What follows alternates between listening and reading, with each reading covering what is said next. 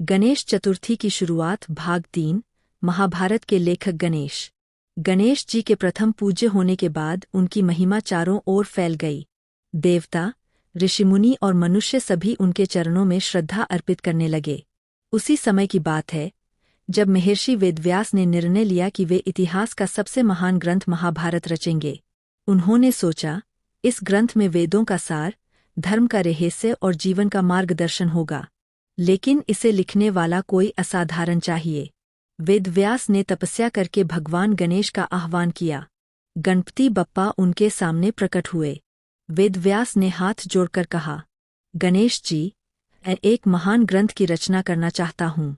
आपसे विनती है कि इसे लिपिबद्ध करने का कार्य आप करें। गणेश मुस्कुराए और बोले, ऋषिवर, मैं यह कार्य तभी स्वीकार करूँगा यदि आप श्लोक लिखते समय रुकेंगे नहीं। जैसे ही आप रुके, मैं लिखना बंद कर दूंगा। वेदव्यास कुछ क्षण सोचकर बोले, ठीक है बप्पा, पर मेरी भी एक शर्त होगी।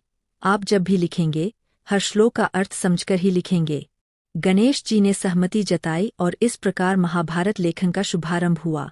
महर्षि वेदव्यास श्लोक गढ़ते जाते और गणेश अपने दंत से लिखते जाते। हाँ, यहाँ एक रहस्य और है। गणेश जी ने लेखनी के रूप में अपने एक दांत का उपयोग किया। जब उनका कलम टूट गया तो उन्होंने अपना दाहिना दंत तोड़कर लेखनी बना ली, ताकि महाभारत लिखना रुक न जाए। वेदव्यास कभी कभी अत्यंत गूढ़ और कठिन श्लोक बोलते। यह जानबूझकर करते ताकि गणेश अर्थ समझने में समय ले और उन्हें नए श्लोक सोचने का अवसर मिले। दिन-रात चलता रहा यह अद्भुत कार्य। अंततः 1,00,000 से अधिक श्लोकों वाला महाभारत पूर्ण हुआ। गणेश जी ने जब अंतिम श्लोक लिखा, तब वेदव्यास ने प्रसन्न होकर कहा, बप्पा, आपने इस अमर ग्रंथ को अमरत्व प्रदान किया। आपकी धैर्य और बुद्धि के बिना यह संभव न था।